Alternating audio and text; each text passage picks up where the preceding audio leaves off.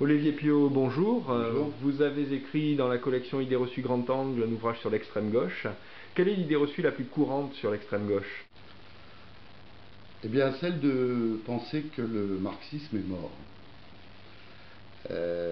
L'expérience du NPA, d'ailleurs, du nouveau parti anticapitaliste lancé depuis un an et créé début 2009 par l'ancienne Ligue communiste révolutionnaire, s'appuie en partie sur ce constat qui est de dire que, contrairement à ce que beaucoup d'intellectuels ont écrit depuis, je dirais, au moins un demi-siècle et pour certains un siècle, à savoir que les analyses de Marx et Engels sont définitivement dépassées, les militants de ce parti, depuis 4-5 décennies, ne cessent de dire que non, cette analyse n'est pas dépassée, que peut-être dans les réponses politiques des différentes organisations qui s'en sont réclamées, parti stalinien, parti communiste, y compris la Ligue communiste révolutionnaire, puisqu'ils font une partie d'autocritique, peut-être que ces réponses n'ont pas su suivre suffisamment l'évolution de la société, mais pour ce qui est du constat de fond, c'est-à-dire de l'analyse que Marx et Engels ont fait il y a maintenant plus d'un siècle des contradictions du capitalisme, on en est toujours là. Et ça ne serait pas très étonnant par certains côtés. C'est pas l'âge d'une théorie qui forcément en fonde le fait qu'elle tout d'un coup qu'elle devienne obsolète. En physique, on continue à fonctionner avec des lois qui ont plusieurs siècles, je pense à la gravité. En médecine aussi, le fonctionnement du cœur et des vaisseaux sanguins, que je sache, n'est pas remis en question par la médecine moderne, y compris la médecine nucléaire. Alors on a progressé dans chacun de ces domaines, mais il y a des lois fondamentales qui restent vraies. Or Marx, il a ceci de particulier d'avoir mis le doigt sur un certain nombre de lois fondamentales. Et qu'est-ce qu'on voit depuis 2007-2008 sur l'ensemble de la planète? On voit revenir ces grandes idées qui sont marxistes, que finalement le système capitaliste est un système de production et d'échange qui n'est pas capable d'assurer une juste répartition des richesses tout en étant en surproduction, c'est-à-dire que plus il produit de richesses finalement, plus il fabrique la misère sociale, ce qui est quand même un gros paradoxe, qu'ensuite, pour se survivre en tant que système et maintenir un certain nombre de privilèges liés à la propriété des moyens de production essentiellement, eh bien, il invente tout un tas de systèmes complexes financiers, et de taux d'intérêt, etc., mais qui créent sa propre instabilité. Et la crise financière, c'est rien d'autre que ça.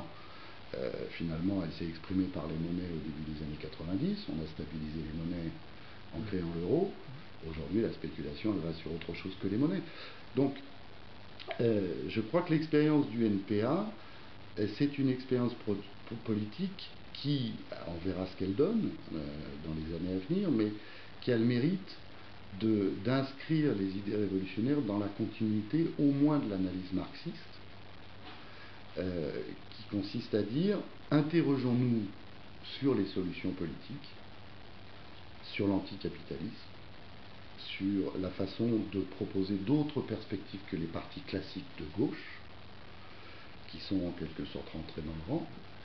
Mais par contre, partons tous d'un acquis, c'est que l'analyse marxiste, même si elle peut être enrichie, sur ses fondamentaux, elle ne cesse de prouver sa validité.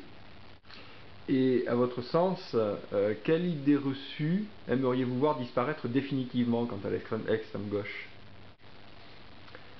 Qu'elle est constituée d'organisations qui sont marginales depuis plus d'un demi-siècle et qu'elles sont condamnées à le rester.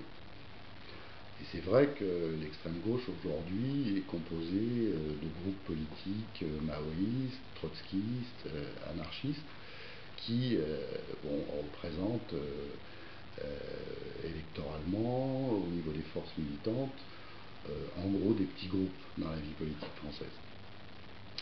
Mais je crois que cette idée est quand même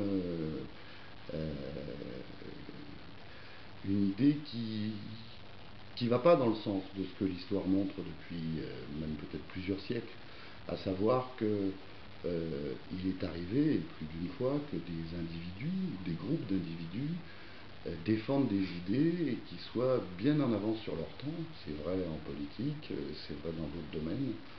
On pourrait rappeler ce qu'étaient les sectes du christianisme au début de ce monothéisme, rappeler le nombre de personnes qui entouraient De Gaulle en 1939. Bon.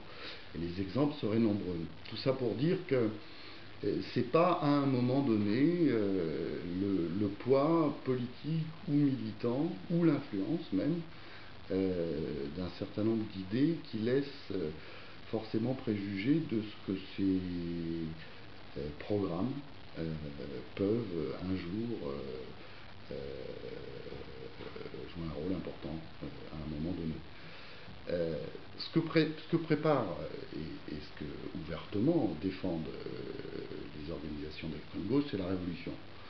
C'est-à-dire ce moment où le capitalisme, arrivé à ses ultimes contradictions, déclenchera des vagues de mécontentement, des luttes sociales, qui iront jusqu'à poser la question du pouvoir et de la remise en question du capitalisme en tant qu'ordre économique et social.